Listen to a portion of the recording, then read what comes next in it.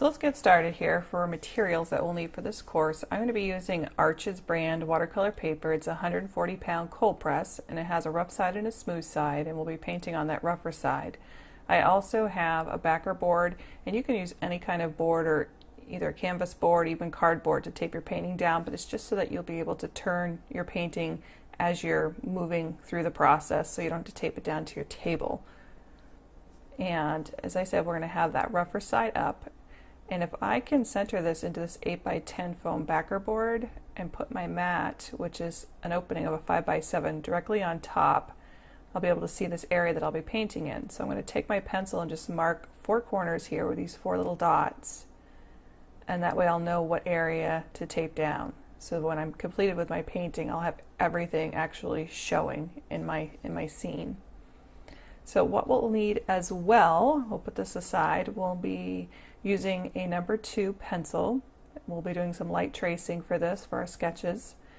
I also use a black Sharpie, and you don't have to have a black Sharpie, but you could put birds in with this. You can do your signature with this as well.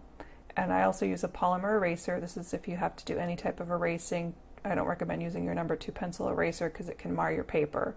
I'm also using a 3/4 inch oval wash brush, something with some nice bristles so you could absorb the water well.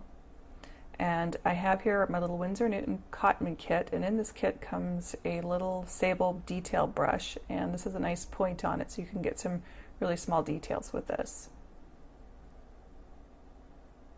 We'll also be using for this course some white gouache, and this is non-transparent, and I'm using this to put in my white areas, and it's fairly thick. It's almost like toothpaste, so we'll be watering this down. And I'm using that really in place of a masking fluid, so we'll be able to use this on top of our painting rather than leaving an area white. Now I'll also be using 2 cups of water.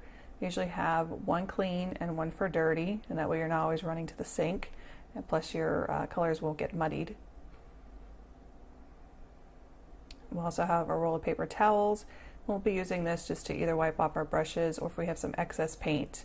And this is the Cotman kit up close. This is all of the paints that we usually use for most of my courses. And open, this shows you what the kit looks like, my nice used kit.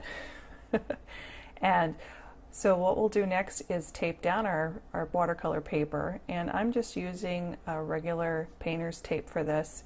You can use masking tape, but this works best because you can lift it up and not have to worry about tearing your paper once you're completed. So what I'm doing now is I'm just taping those 4 sides down, and you can see where my light pencil marks are, so I'm just going to make sure I'm not covering those areas as I'm doing this, because that's going to be the area that's going to show in your mat.